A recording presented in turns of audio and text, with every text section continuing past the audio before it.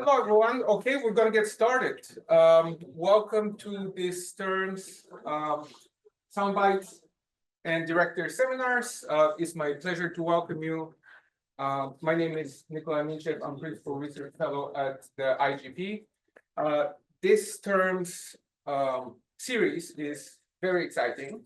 The theme and the title is Political Turning Points 2024-2025. Causes, consequences, and solutions. So we're going to be talking a lot about politics. As you know, 24 was a rather turbulent year politically. 2025 is going to be equally as turbulent. And in this context, the series addresses the topic of uncertainty and explores how people are adapting to the uncertainty and what projects they are engaging in to create solutions. Today's speaker is Harriet Andrews. She is the director and founder of the Politics Project, which is a nonprofit organization that supports young people to engage in politics. The Politics Project is a specialist in political contact, bringing young people and politicians together to have meaningful conversations, and it has supported over 800 schools across the UK to learn and engage with their political representatives. So the title of the talk is Starting Powerful Conversations, Fixing the Relationship Between Young People and Politics. So Harriet, over to you. Thank you so much for joining us at IGP. Great. Hi, everyone, and thank you so much for having me. Yes, I'm Hattie. I am the director of the Politics Project, and I have been for 10 years growing and developing a solution to this problem, which is how do we fix the relationship between young people and politics. I don't think we've managed to fix that yet, but we're on our way, and we've got a little bit of learning and understanding that I'm going to share with all of you today. So who are we? So we specialise specifically as an organisation in political education and engagement. So we do a lot of work with particularly schools and youth groups, but young people in general, to look at how we can build bridges between what we call big P formal politics and young people and their experiences. And we do that through a whole range of programmes and activities. So I'm going to talk to you today quite a lot about our work around physical contact. So that's bringing young people and politicians together. But we also do a huge amount of work in the election space. So we've just done a lot of work for the general election, so last year was very, very busy for us. We had 3 different elections, locals, regionals and general election to look at, and we manage and coordinate a network of organisations, so it's about 100 organisations across the education, youth and democracy sectors, who all come together and kind of share their different experiences to help young people engage in elections, and we've been doing that work for about 4 years. So as we go through this talk, we're going to kind of explore some of the questions that we come across as an organisation, and also, I guess, in a little bit, we're talking about, what are some of the solutions to this.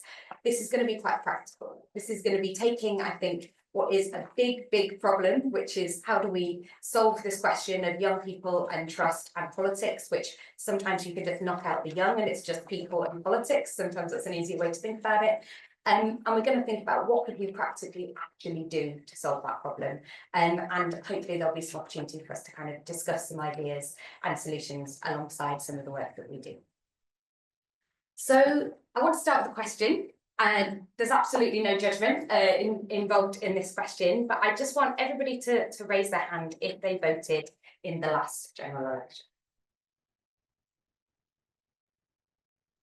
Okay, so probably, yeah, maybe kind of 30–40% of the room. That's probably about right. Does anyone that did vote just mind sharing what encouraged them to vote? Why did you want to vote? Does anyone want to put their hand up and share why they voted? Yeah. Well, get the Tory government out. Get the Tory government out. Okay, great. So yeah, motivated by dislike of a particular political party. Anybody else got any other reasons?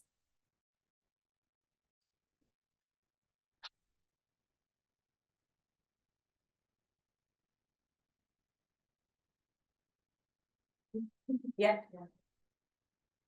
Yes. Yeah, I did vote, but what are we going to say on that? I was just saying, why did you vote? Sorry.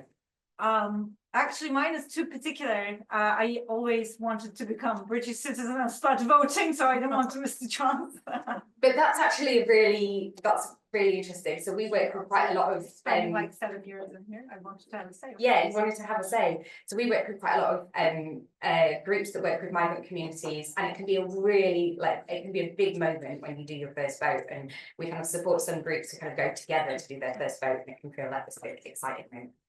Okay, so the kind of place we are in this room is not unsimilar to where we are as a country. So these are the stats from the last general election. So for 18 to 24-year-olds, 37% of 18 to 24-year-olds voted in the UK general election. That is compared to a whopping 73% of people over the age of 65. So the age gap is real. Young people are engaging a lot less than the older people. And the impact of that is that a lot of politics is geared towards and faces older generations, their needs, their wants, and even just the way that politics is done, the tone of it is very much designed to appeal to those people who are 65 plus.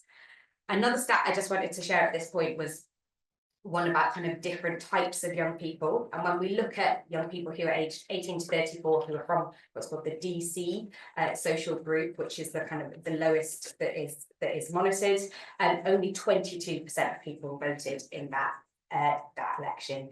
And I think that itself is a interesting question of kind of why that is happening, but it's also kind of worrying as to, you know, that's nearly 4/5 of people in that group who are not seeing democratic politics as a way that they can use their voice or as a solution to them being heard and then engaging.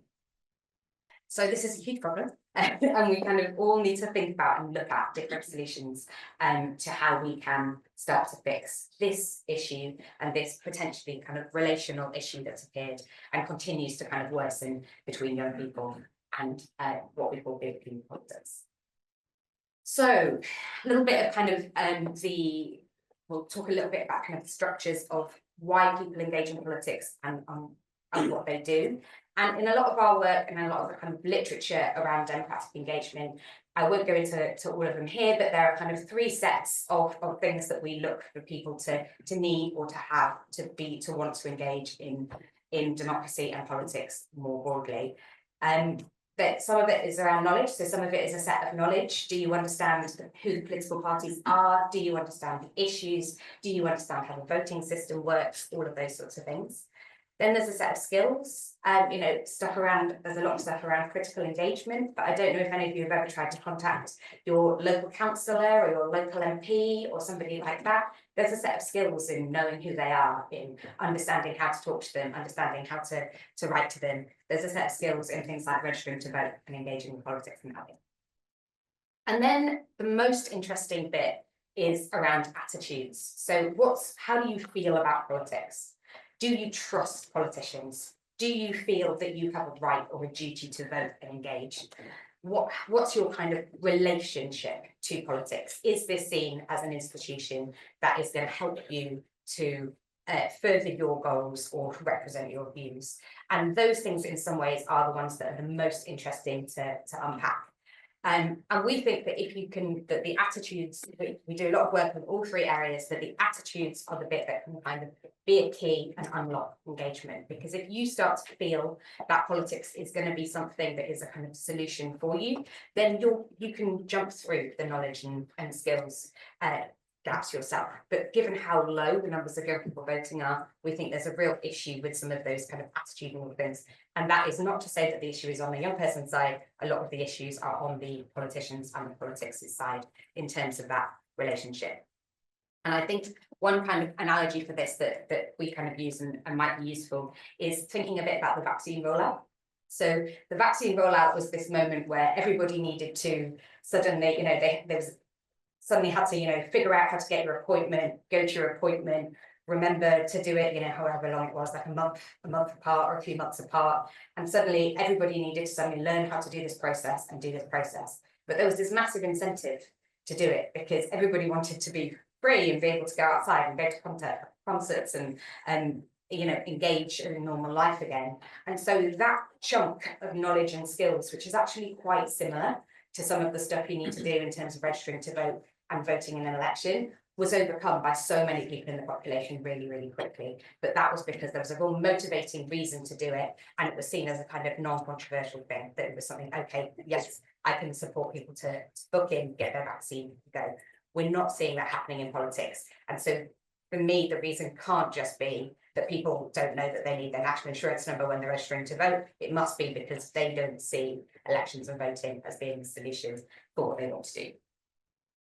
So I won't go through this in too much detail, but this is, I guess, putting a bit of meat on the bones of that idea of a framework around knowledge, skills and attitudes for engaging in elections. So this is our election education model, and this highlights 4 pieces of knowledge, 4 skills, and 4 attitudes that we think need to have to cast a meaningful vote in an election. That's the aim of this particular piece of work.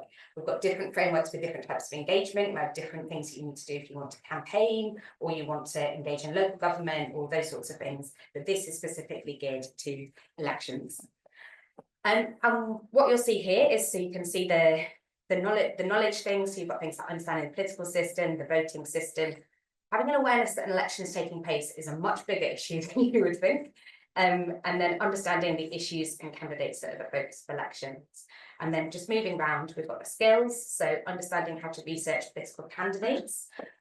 Your political candidates are going to keep on changing. So being able to analyse them every single time you go to an election is really important. Knowing how to register to vote, knowing how to research and analyse current affairs, and knowing how to cast a ballot and to vote, how to actually do that in the polling station.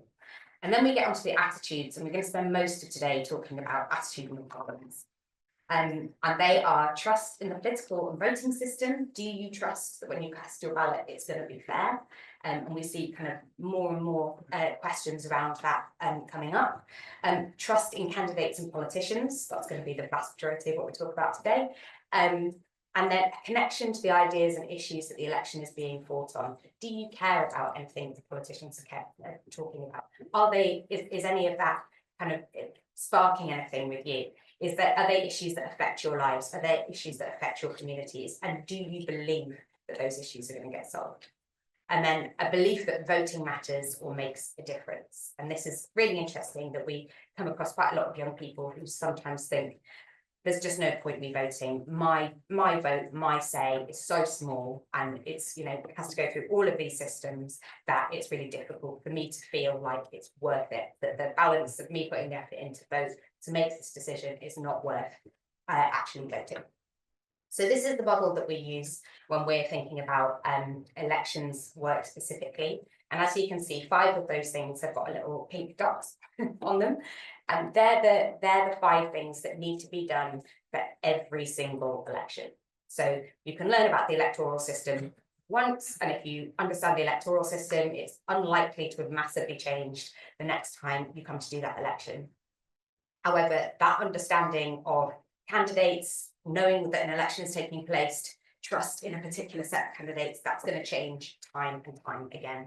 And so some of this is about actually what mechanisms do we have in place to help people on that journey of kind of continuous learning before an election, to make sure that they have that information to engage and vote. So I'm going to move on now to talking about one of the solutions that we came up to for this problem. And this is one of our flagship programs, which is called Digital Dialogue. And the bit of this that we decided to really focus on was this question around trusting candidates and politicians. And the reason that we decided to look at that was that we were having this kind of interesting experience that we were working with politicians, and politicians were really keen to engage with and talk to young people. But young people were having these incredibly negative experiences when they were engaging with politicians. And we were kind of trying to understand how this was happening, that there seemed to be this kind of relational issue. But we also did some thinking about what a lot of young people's experiences of politicians were. And a lot of it was based on what they saw in the media and what they saw in the news. And it was incredibly negative. So it's things like PMQs, it was things like question time, where it was these politicians just kind of putting across these sound bites and kind of fighting about with other politicians. A lot of it is just politicians talking to politicians about all of these different issues. And we kind of wanted to work on that. The other thing was that we really recognised that to understand and unlock the idea of trust in political institutions, institutions are made of people.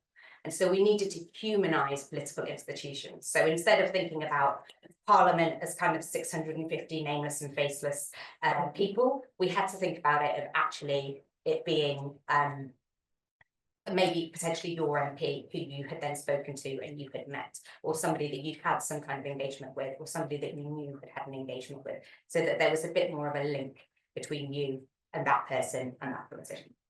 So we started this programme in, was it 2017? And we initially did a pilot of this programme in Manchester with 10 schools. And I'll go through the structure of it then. And then we scaled up the programme to work with 50 schools across the UK. So we then kind of went national after that. And we now deliver the programme across the UK, but in particular, we deliver this programme a lot in Wales. So we work with about 50% of Welsh schools, which is really exciting. And we do a lot of kind of dialogue work there. And I'll talk a little bit about some of the kind of changes we've made to it along the way. So the aim of the programme is really, really simple. It's that we want every young person to have a meaningful engagement with a politician during their time at school. And the reason that we think that this is important is that we kind of see it as a little bit of a kind of inoculation.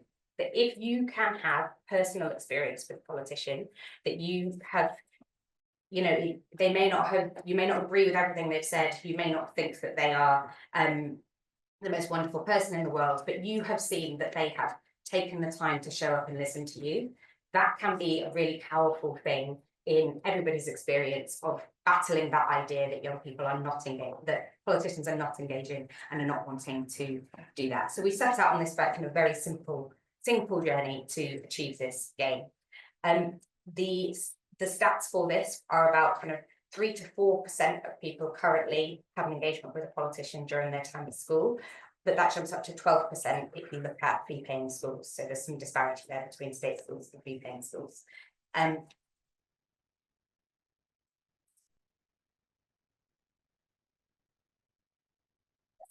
So how the programme works, so we train teachers to deliver a set of materials with their students.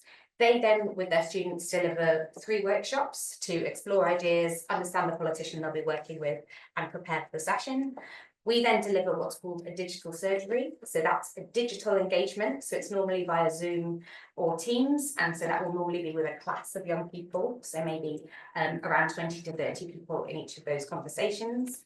And then what we do after that process is that we will monitor any kind of promises or offers that the politician makes to those young people. We gather those up in a process called pledges, and we do what we can to make sure that the politicians are feeding back on any offers that they have made to those young people.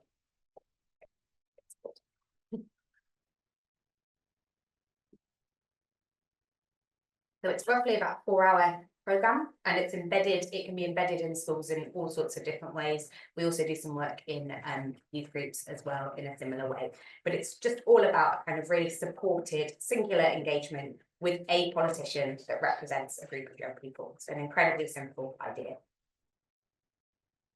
So a little bit on the impact of the programme. I won't spend too much time on this, but we saw some really exciting results from this and have seen. So young people's understanding of the UK political system rose from 28% to 63% from our work.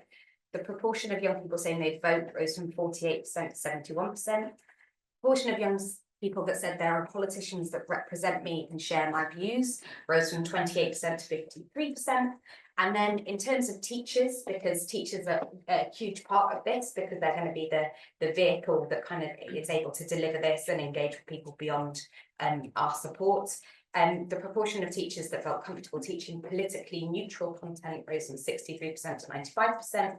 And then the proportion of teachers that felt they had the skills to engage in political engagement in learners rose from 63% to 89%. So we saw some really, really exciting results. And actually, the really positive story of this work is that actually it's a 4-hour program. It's tiny. But it was actually having this really monumental change in shifting some of these attitudes and feelings around politics, which we felt was really positive. So it felt actually solvable. And it feels solvable, hasn't it? Started feeling solvable. So just to share some of the kind of particular key findings that we've had over, I guess, what is kind of 6 or 7 years of doing this work. So when we think about political contact and this kind of bringing together young people and politicians in all sorts of different ways, we think that we kind of start by trying to answer the question, why would you bring together a young person and a politician? It's not given that that is a good idea. There's times when that is an absolutely terrible idea. So we look at 4 different outcomes that you may be wanting to use this engagement for. So the first one is to build political knowledge and understanding. Politicians are experts at politics. They can be very useful if you were trying to teach and engage people in politics. So they can be a great asset in that. Improving oracy and confidence. So for a lot of young people, oracy is now a big part of the school curriculum. It can be really useful, but actually having this conversation with young people where they are leading that dialogue, they are talking about things, they are able to express themselves. That's a huge part of kind of citizenship and engagement. Building trust and relationships. This for us is our kind of ding, ding, ding, the one we're really, really trying to push and engage with, so that we can do that. And then supporting advocacy and student voice, so helping young people to actually make a difference in their communities through using these links with politicians. Now, before I move on to talking about some of the other things, I think one of the things that's really interesting in this and in our work and our findings is that it's not a given that if you bring together young people and politicians, you will have any positive impact whatsoever.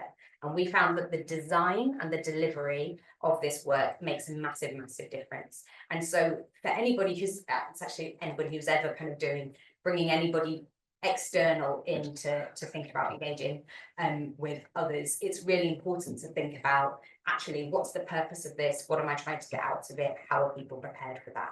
And actually that's a huge problem generally in people engaging with politics. So a few bits of learning that we have come across generally from the programme.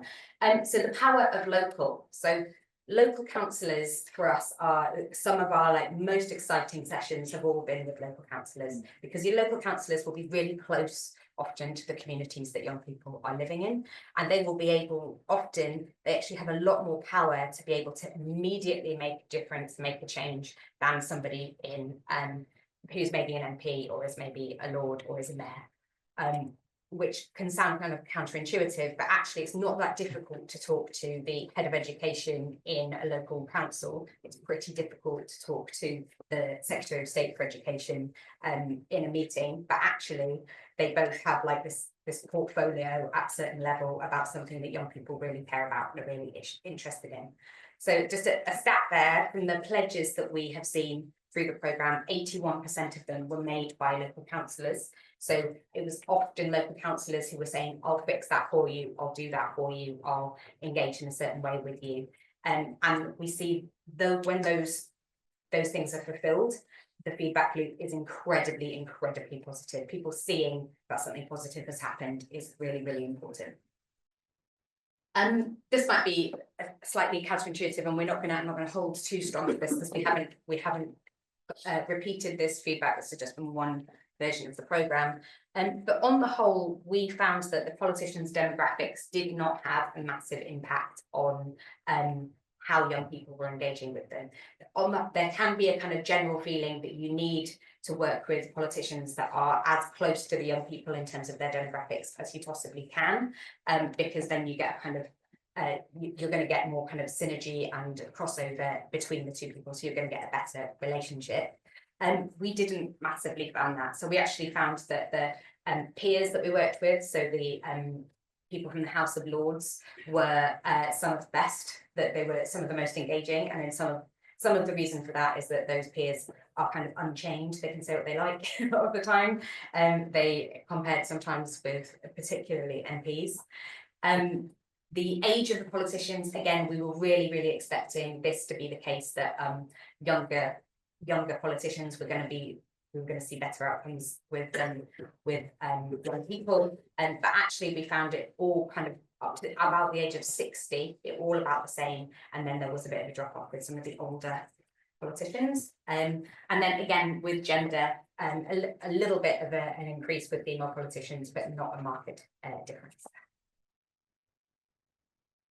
So letting students lead. So this is a really important part of what we do, is how do we put young people in the driving seat of every one of these conversations and these engagements.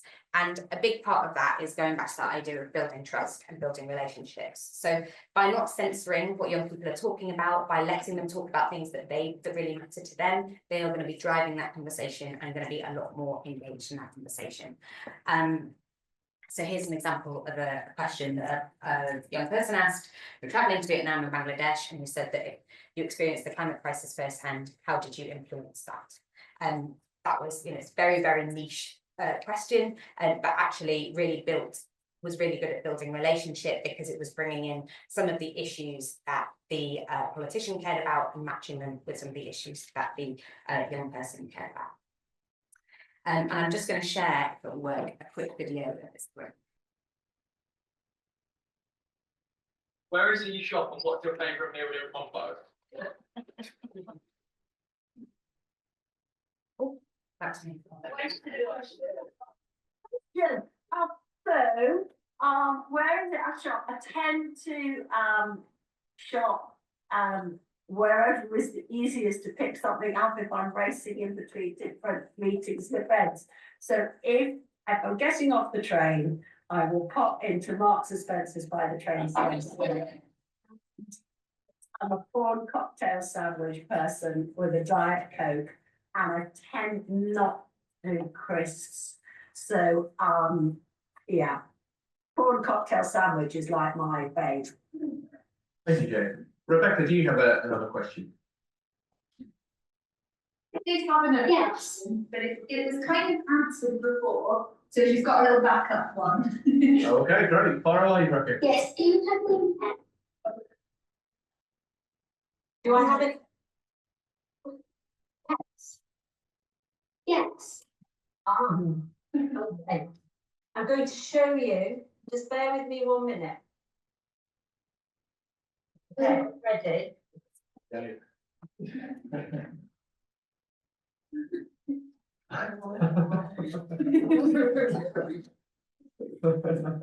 you see that pet? We certainly can. There you go. So those were two questions that got asked in two different sessions, and I think they really highlight one of the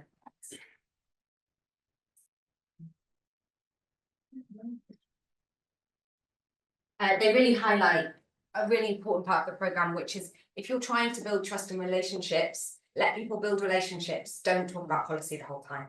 Talk about your pets. Talk about your favourite colour. We have loads of primary schools that have in-depth conversations about favourite colour with politicians, and that being really, really important. So, final couple of things to be aware of. And this one is really, really important, is around group size. And a lot of what you're trying to dispel when you're bringing together a young person and a politician is this idea in the back of your head that a politician only wants to talk to you for a photo op or for an engagement in that sort of way. And so if you talk to young people in a really big group, that actually reinforces that view that a politician is just turning up to have that conversation. If you talk in a smaller group, just the effect of talking in a smaller group has a really good impact on whether or not they feel listened to by politicians and whether or not they trust politicians. And I think the word of caution is that if you're talking big groups, we've seen levels of trust go literally negative rather than positive. And then the final thing here, I'll skip through this one, is a little bit on the impact beyond the classroom. So some of those pledges. So this is an example of a pledge that was delivered. This is Councillor Jane Goodreeve. She had a conversation with a group of students in one of these sessions where they said, we go and hang out in the local park, but there's nowhere for us to sit and eat lunch. So we just all have to kind of stand around and it's not great.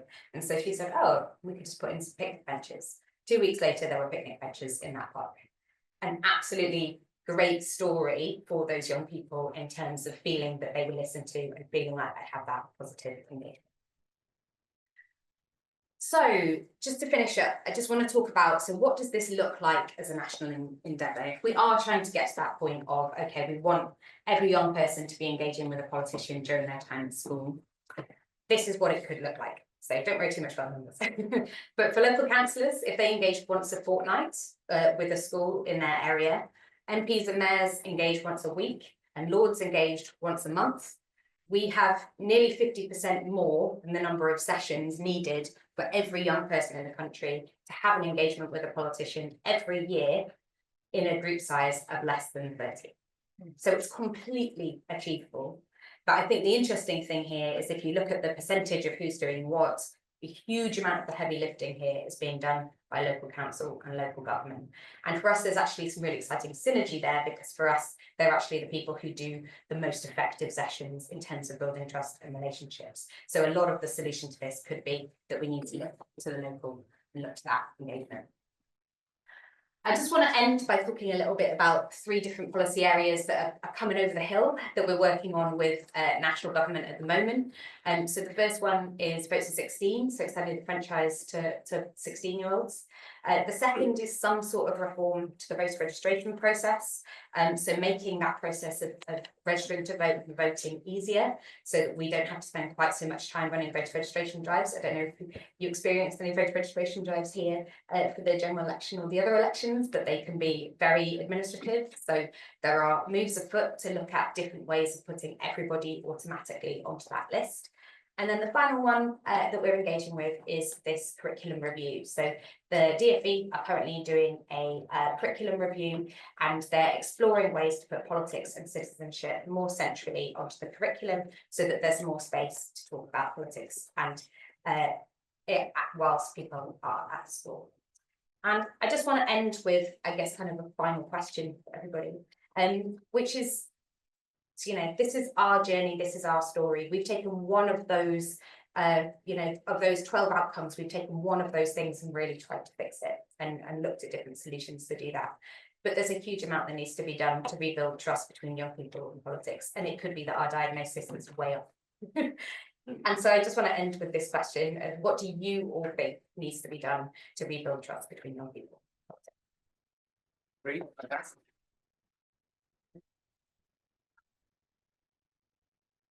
Thank you so much. So first of all, congratulations on the fantastic work that you're doing, all the successes that you've had.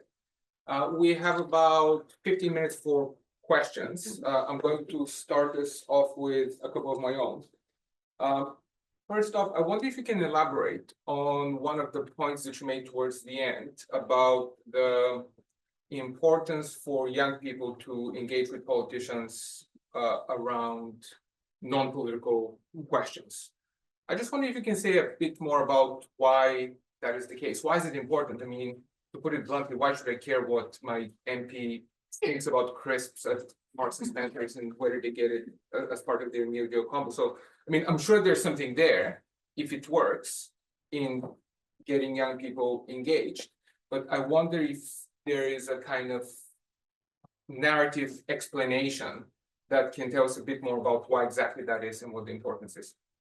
Yeah, so I think it's that the kind of stereotypical view of a politician is so negative. It's so bad. And a lot of the time, politicians are just not seen as human beings with a favorite flavor of crisps. They're seen as, you know, shady people who are kind of, you know, people are very, very negative positions there. And particularly, yeah, just if you're trying to, it's actually about building confidence as well. If you feel like you can have a kind of normal conversation with a politician, then that can warm you up to feeling like, okay, now I feel like you're someone who would maybe listen to me and engage with me on some of those other questions. So it's just about building trust in relationships, really. It's not that we actually care what flavour crisps somebody has. Yeah. That's really quite interesting. So I suppose a slightly more intellectual question, as it were. Which is that it seems to me that with respect to political engagement, there are 2 kinds of trends that are contradictory and equally unhealthy in terms of public engagement with politics. On the one hand, we have the sense of disillusionment and disengagement low voter turnout and so on that you described at the beginning. On the other hand, there seems to be a kind of obsession with politics in the media, on social media.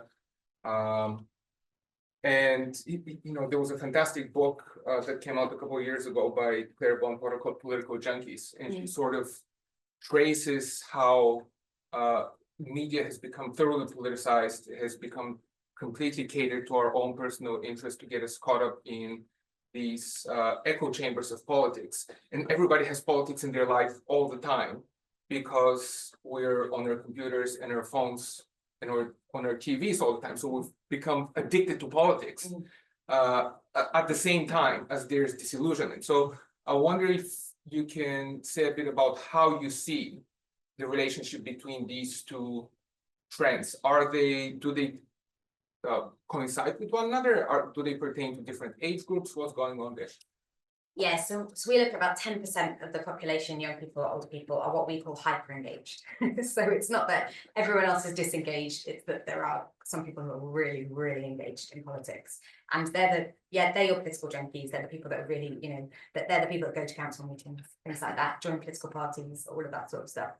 And, something we really think about, because we're probably political junkies, but we're designing things for people who are not political junkies. And there's this really interesting question, I think, in youth engagement is how do we make sure that we're not recreating the systems and the ways of engagement that have come before, because they weren't working in the right way. They weren't appealing to everybody. They weren't giving those options. And I think particularly on media, one of the things we really see is that you need such a high level of political engagement it feels like, to break into political media. You need to understand all the acronyms, you need to understand all the different people. And even if you're just trying to follow a single news story, if you weren't following it yesterday, it doesn't make sense what's happening today. And it's actually a huge amount of time and effort. So a lot of people are just completely disengaging from that political news, that political bubble. So yeah, it is definitely very siloed. And I think, as you said, the issue that people can choose very much, it's very easy to completely ignore political news or political engagement now is a problem, because that means that's just going wider. Great. Okay, we're going to open up the floor to questions. Yes. So my question comes from a perspective of reflexivity, shouldn't have a term wrong, but essentially what I'm thinking is that when you bring in elected local representatives in, you sort of cement that particular relationship, right? And that, in my mind, it creates a feedback loop, because it's now I have this relationship with this person as opposed to someone else who's also vying for the same spot.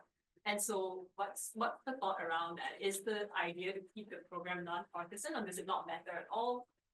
So that's the first question. And the second is just, when you look at a school of politician, other than the fact that the politician is the one that's elected and in power, what other things do you push the program to?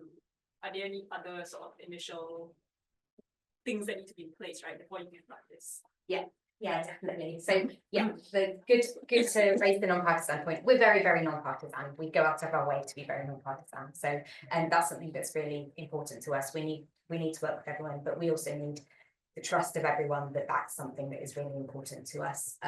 Teachers and youth workers want to teach this in a non-partisan way, so we absolutely need to be all over that. Most of the engagements that are taking place as that role of MP, of councillor, as Lord, and not as a member of the political party. Having said that, you are going to be, if you're only talking to one person, you will just have that one experience.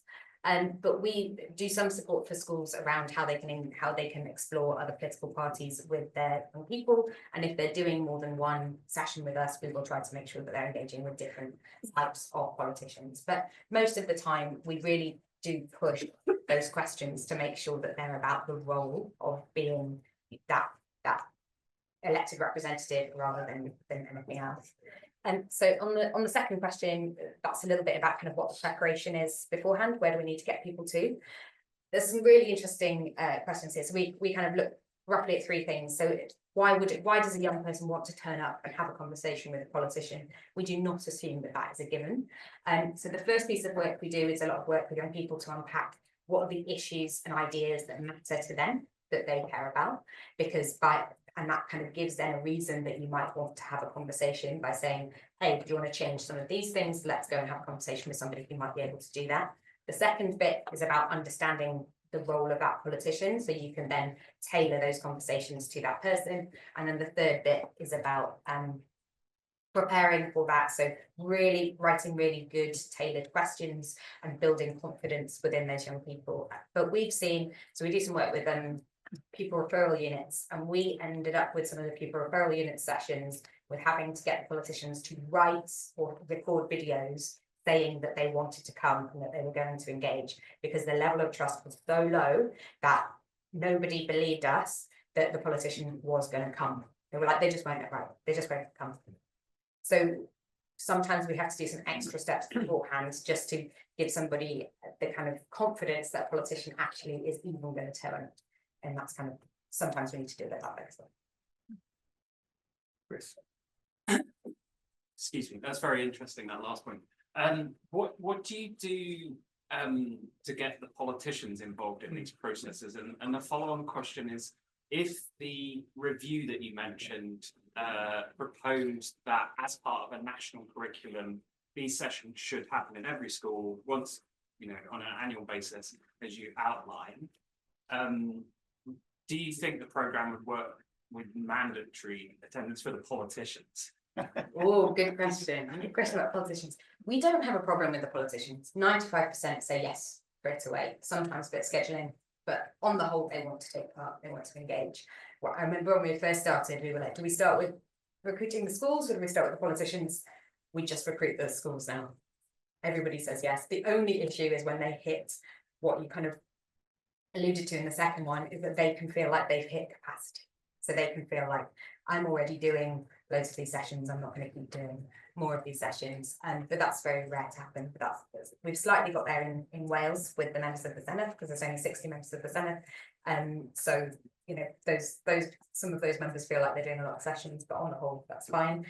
How would it be if we made it mandatory for the politicians?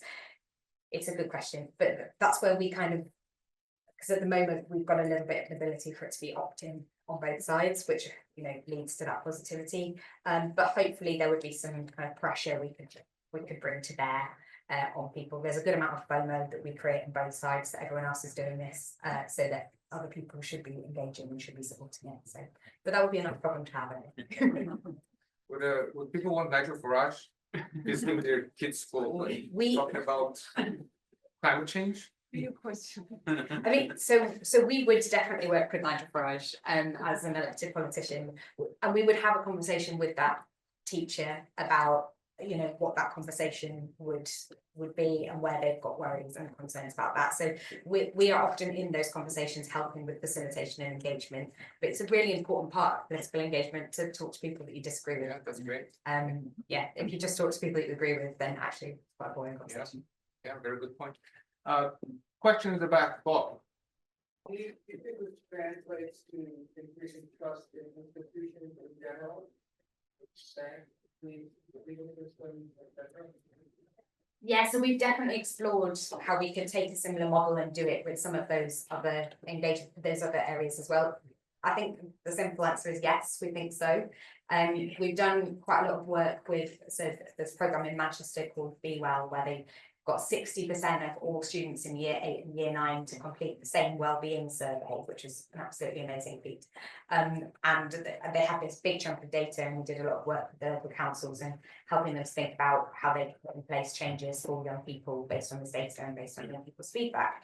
And we saw a real multi-agency approach to that. So police were involved, NHS were involved, lots of different people coming in. And I think, yeah, there's real opportunities for that, because everyone's got the same trust issues and the same feedback issues, I think. There's a question here, and then there, and then right there. Hi, I listening to you just talk about teachers and the stats in the presentation about teachers' confidence. I wonder if you involved parents and guardians, and if you saw the same issue or necessary conversation around political views. And then related to that, thinking about how you said at the beginning as well, several touch points are needed over many years to really build a potential solution to this really complicated problem.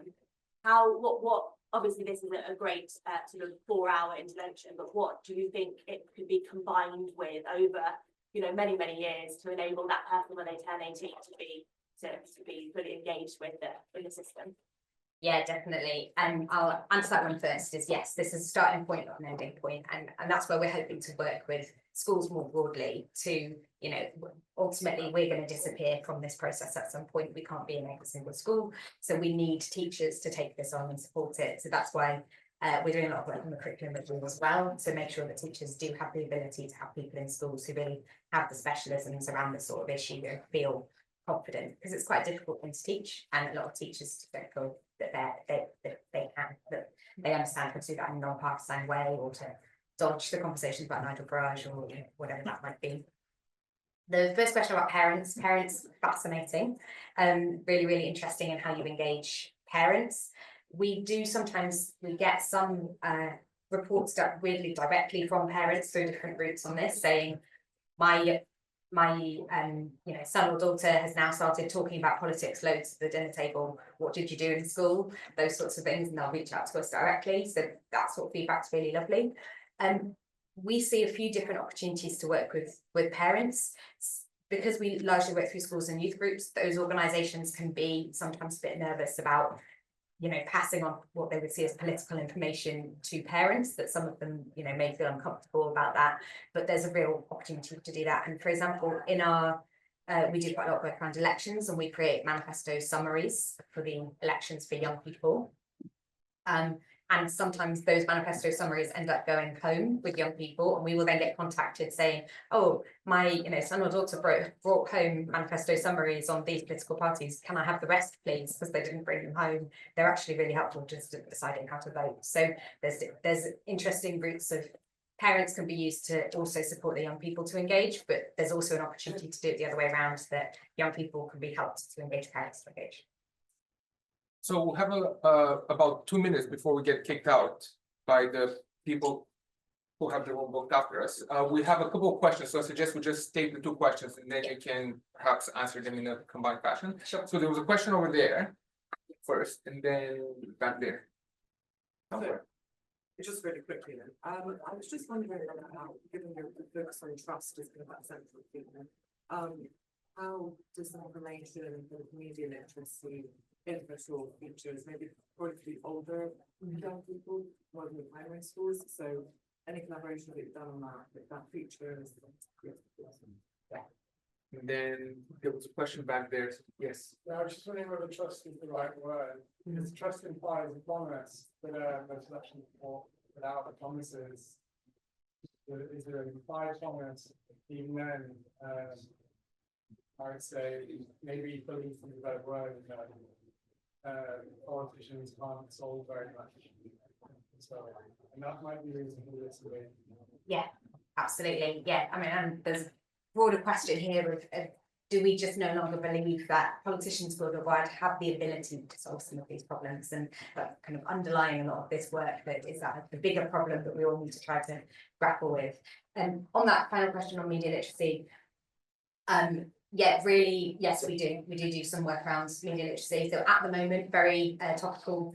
At the moment, we're looking at the local elections in 2025, and there's this issue that the government might cancel some of the local elections, and we can see loads of mis and disinformation appearing already, that this is a kind of shady activity, that it's kind of anti-democratic, that these elections are being cancelled as part of kind of local government reform. So we're straight away trying to respond to that and give some of our teachers and young people information about why they've been cancelled, how they've been cancelled, and but that is a kind of it's an ongoing and a kind of rising issue, and I think it's really difficult for practitioners and teachers to kind of know how to tackle that in a way, because it's constantly changing. And you know, is it possible to do an inoculation for, you know, media literacy? Is it possible to do something like that, you know, to help people feel like they've got the skills to navigate that, or is it something that's a constant churn of dealing with this information all the time and a kind of split opinions on it?